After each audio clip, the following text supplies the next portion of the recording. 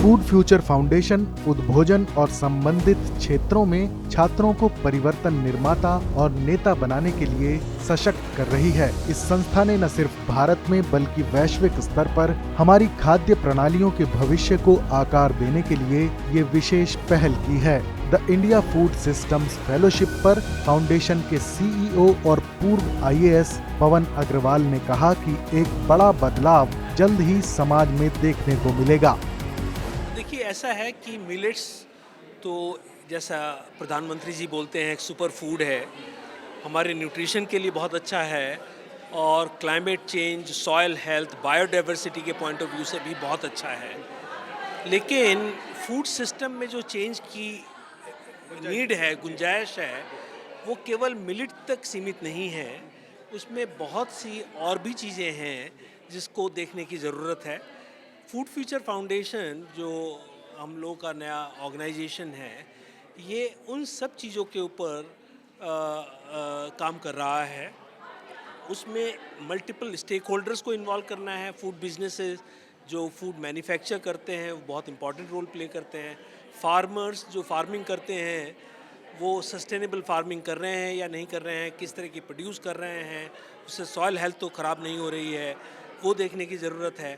तो इसमें multiple dimensions देखने की क्योंकि ज़रूरत है।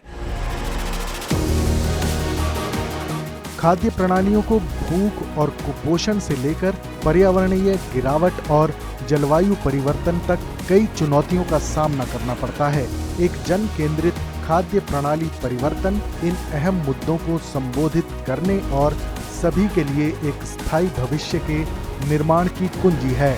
TIFF इस परिवर्तन की तात्कालिकता को पहचानता है और अपने साथियों को खाद्य प्रणालियों के जटिल परिदृश्य को नेविगेट करने के लिए जरूरी कौशल और ज्ञान से लैस करता है। इस मसले पर देश के जाने माने डाइट एक्सपर्ट ने क्या कहा, वो भी सुनिए। हमारे देश के प्रधानमंत्री ने जब खाने पीने की चर्चा की और खासकर मिलेट को लेकर जब उन्होंने एक अभियान छेड़ा, तो शायद लोगों को लग रहा था कि एक अभियान नहीं है, बल्कि शायद हो सकता है एक मजाक हो। लेकिन आज विश्व ने उसे पहचाना है और विश्व को उसकी ज़रूरत महसूस होने लगी है। इस वक्त हमारे साथ ईशी खोसला जी हैं, आप जानते हैं, और न्यूट्रिशन के बारे में नाम बताने की ज़रूरत नहीं है, हमारे जो दर्शक हैं वो जानते हैं इनको।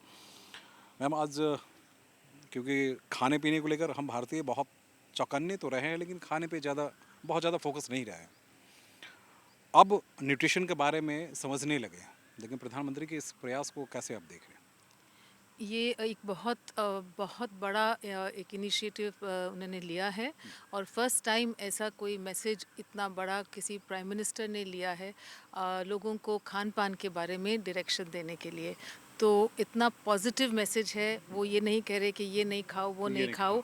अभी तक न्यूट्रिशन को हमने जैसे देखा है कि वो low fat, fat free, sugar free, salt कम, ये सब हटाने की, बट उन्होंने एक बहुत पॉजिटिव मैसेज दिया है कि आप मिलेट खाएं जिसके बहुत सारे फ़ायदे हैं और उससे आपकी ओवरऑल न्यूट्रिशन जो है अब्जॉर्प्शन बढ़ती है, उसमें फ़ाइबर है, उसमें ये नहीं है कि और अनाज में नहीं है, लेकिन इसमें अपने आप एक बहुत कंप्लीट किस्म का न्यूट्रिशन है। और अगर वो जैसे हम दालें और सब्जियों की तरह के साथ उसको लें, और अलग अलग मिलेट्स हैं, हाँ। अभी तक हम एक ही अनाज ले रहे थे, तो एक डाइवर्सिटी का भी एक उसमें बहुत बड़ा एक रोल है to improve and enhance nutrition and wellbeing. तो हम सिर्फ टीवी पे दिखाते हैं, समझाते हैं। आप लोग जब लोगों को समझाते हैं तो उनके जहन में होता है कि एक क्लास है, उसी को ये सब चीज़ें चाहिए, जबकि ऐसा नहीं है, सबको चाहिए ना। जी देखिए, फूड तो एक हमारा फंडामेंटल राइट है और आज से नहीं, आई थिंक हज़ारों सालों से, चाहे वो हिपोक्रेटिस हैं, चाहे हमारे वैदिक शास्त्र हैं, उसमें कहा गया है कि जो अन्न है वो ब्रह्मांड है। लाइक वैदिक शास्त्रों में अन्न को ब्रह्मांड कहा गया है। और सोक्रेटिस ने कहा कि a doctor of the future will train his patients in the art of eating rather than giving medicines. So यानी कि ये एक बेसिक विजडम पहले बहुत क्लियर था।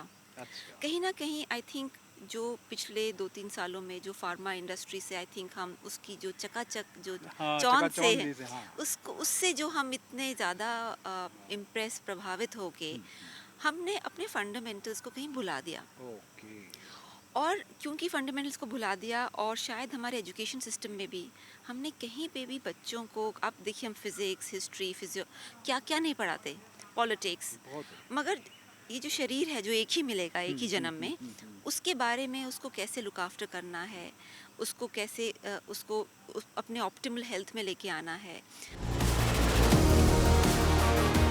देश में खान-पान और जीवनचर्या में आए बदलाव ने समाज के हर हिस्से को प्रभावित किया है। ऐसे में अब जरूरत है कि मोटे अनाज के साथ-साथ न्यूट्रिशन का खास ख्याल रखते हुए आगे बढ़ा जाए। दिल्ली से सुमन कुमार चौधरी की रिपोर्ट।